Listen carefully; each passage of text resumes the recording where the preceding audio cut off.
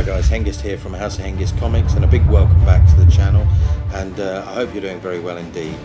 Today it's Blitzkrieg and it's episode 8, The Crown Prince. Let's look at the news first and what's going on. Part of Germany's stratagem was to obviously approach the Ardennes, and they would have to go through Luxembourg to do this. As the British army moves up towards Belgium, it's decamped from its prepared positions, it's moving forwards along with the French. We are now focusing a little bit on Luxembourg and what happened there, because as you can see, 2nd and 1st and 10th Panzer on these roll bands are going to go straight through Luxembourg, which is neutral and allied to Britain. Now, what we identified was the Schuster line, and these are like concrete roadblocks that were built by a guy called Schuster. They've obviously there deliberately to delay with the view that the British or Allies would come to their aid. The royal family consists of the Duchess Charlotte and her consort Felix. They had, I think, 6 children in all, but the eldest of those is, I think, as Prince Jean or Jean, and he was to serve later in the war with the British Army. So let's look at the Luxembourg forces today.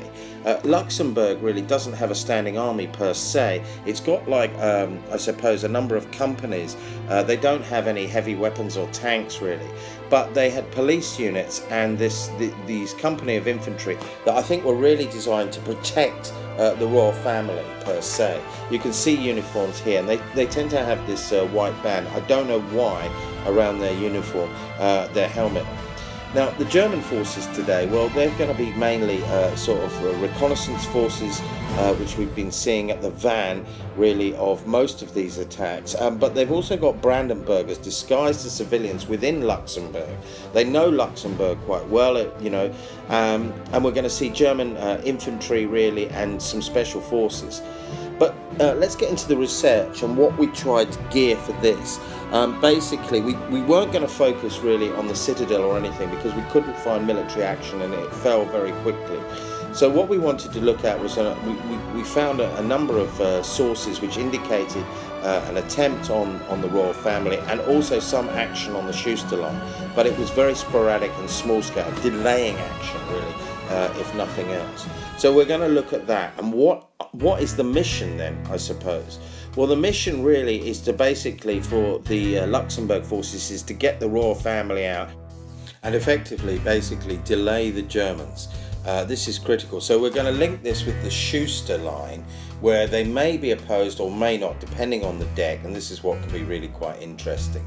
And that will give them a sort of head start, but the Brandenburgers may intercept, and so all sorts of things are going to go on. So it's going to be very deck driven, very random, and very interesting, I think, also. So it's a smaller scale action, but I think it has some implications, as we'll see later. Well, let's now get into the deployment and the objectives. Basically, the Crown Prince will be starting at his hunting lodge. You can see the swimming pool there, basically on 6 pin markers. He's got to remove these. For every turn delay, one is automatically removed, and he rolls for one, and he's reluctant.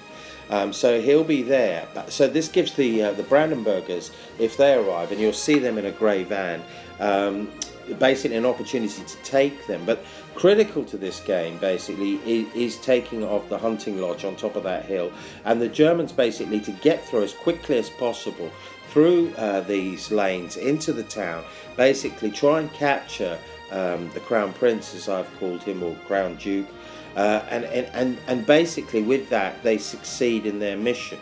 But as you can see, there's going to be a lot of obstacles, civilians, all sorts of things that could possibly impede them. Notably the concrete emplacements. But here's the getaway post, which is linked in a section of the game. We're going to be using ACHTUNG Panzer. Again, these rules have sort of taken on a life of their own now. Critical to this is the battle deck. We design these so that you can really bring out really great detail that you've sort of researched.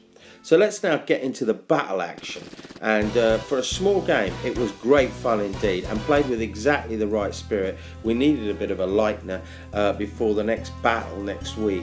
But ultimately, the Kradschützen lead in the van. They come up towards the Schuster line, where there's one man basically manning this, who makes his reaction and actually halts the Kradschützen. Unbelievably. The Kradschützen basically, however, moving up very quickly, and immediately the reconnaissance vehicles start to edge their way round with the Panzer Grenadiers coming up. But I'm telling you, that customs officer, he was off like a flash, especially when a card appeared, and made a sort of Steve McQueen exit on his bike, starting to race to try and raise the alarm and get those pin markers off the Crown Prince, who's sitting real vulnerable. And ultimately, cards are going to drive when and where the Luxembourg forces sort of turn up. But hastily, the German pioneers make short work, demolish, and basically get that roadblock open as the Kradschützen start herring up the road with their bikes revving very heavily. Trucks are now moving up at a rate. We've got some armour in the rear of this column, and we see the grey van there, which is moving forward, which contains the Brandenburgers, and they've sort of been overtaken by the motorbikes who've got really ahead. And as you can see, the grey van is now parked as more Kradschützen start emerging into the town. At this point, we see the Kradschützen and basically the Brandenburgers sort of disembark, whilst the motorbike is still racing to try and raise the alarm. It's looking very vulnerable for the Crown Prince. If he doesn't get rid of those pin markers, he's going to be basically taken intact. And as we can see, the Germans are now moving up to a sort of tunnel which leads up into the cliffside there. But then Luxembourg get a card, and it's the volunteer infantry, and they place it immediately around the Duke to try and protect him.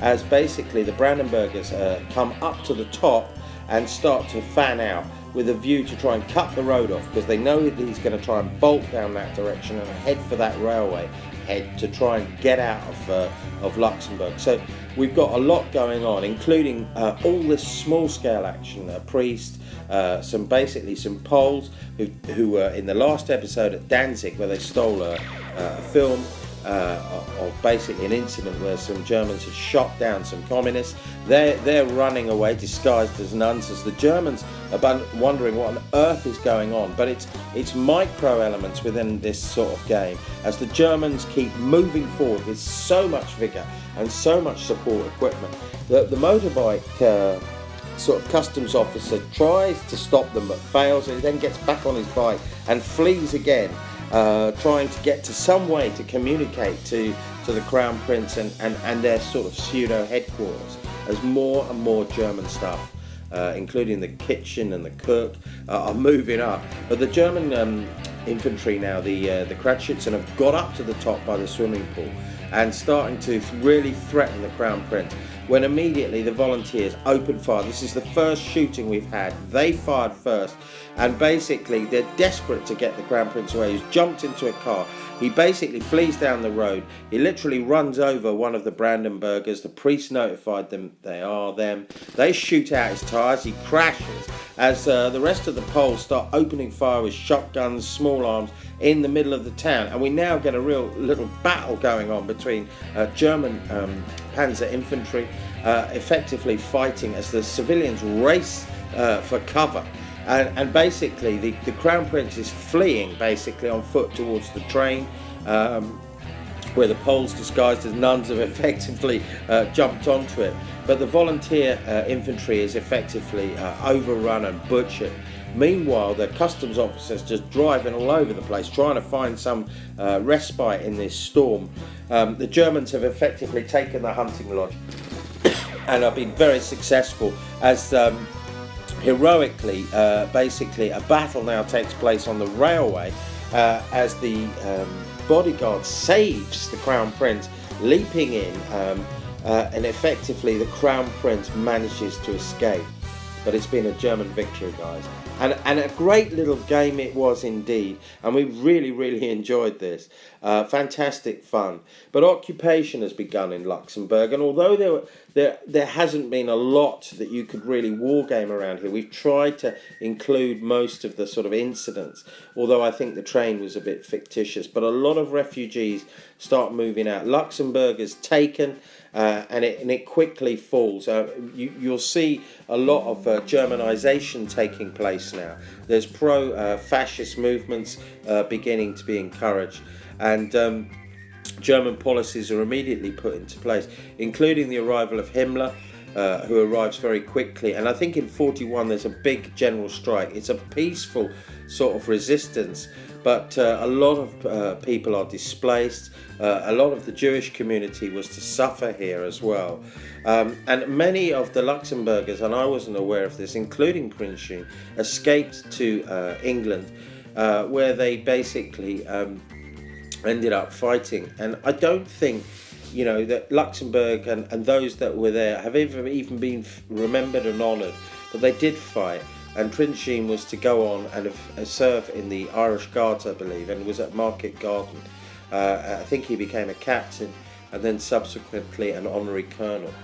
So it's been a really interesting sort of insight into this. Unfortunately, the gendarmes never appeared, but it was well worth doing, and I hope you've learnt a little bit from it.